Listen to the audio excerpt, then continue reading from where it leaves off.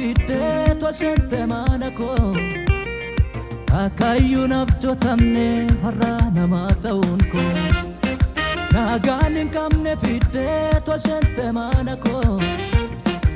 akayyun abjotamne harra namata unko galana nadura hirte tananna dabarsite galala gubam fide lubu ko jirachite galana nadura hirte tananna dabarsite galala gubam fide lubu ko jirachite iga ketin nabite nagote kansivasu iga ketin nabite nagote kansivasu iga ketin nabite nagote kansivasu iga ketin nabite nagote kansivasu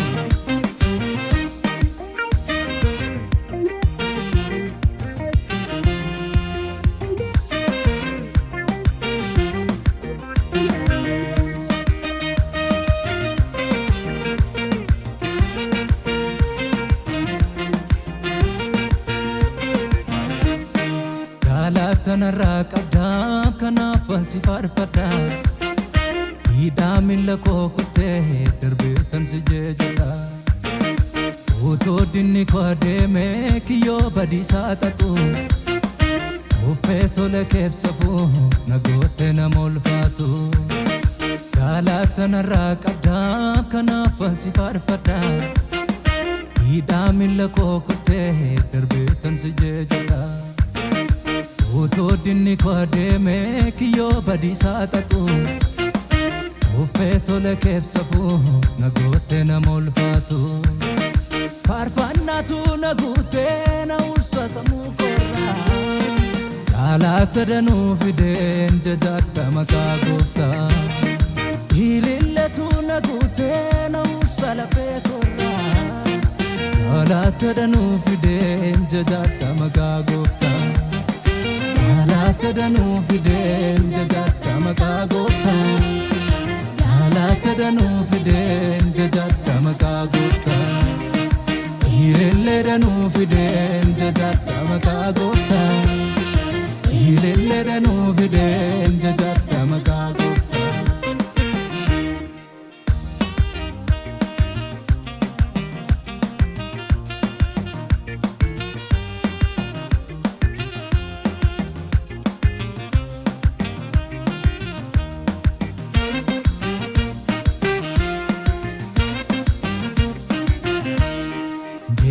kotin olte molmanatina folte anorratti dipate abbatna rarsite sila baden argamum duwa danamaratu wal kudusingote nagote kansifarsu jecha kotin olte molmanatina folte anorratti dipate abbatna rarsite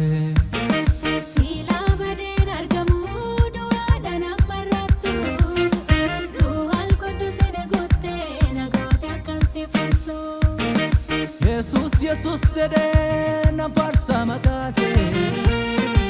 uti akata sadufe sirkat yomnate Jesus sede na farsa makate uti akata sadufe sirkat yomnate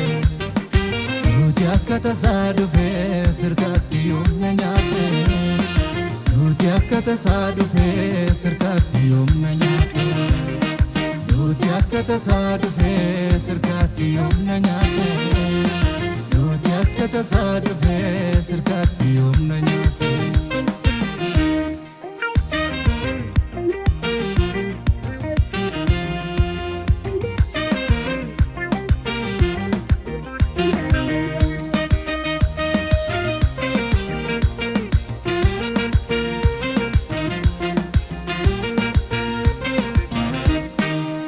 barsite barasodako barisiste diaduko natesisu didahul manke yenargadu abakake fayyisuuf dhuftee oblaattee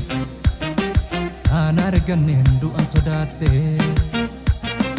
Dabarsitee bara sodaa koo bareessistee dhiyaa aduu koo naa teessisuu dida olmaan kee hin argadhu abbaa kaakee naa fayyisuuf dhuftee oblaattee aan arganneen du'an sodaattee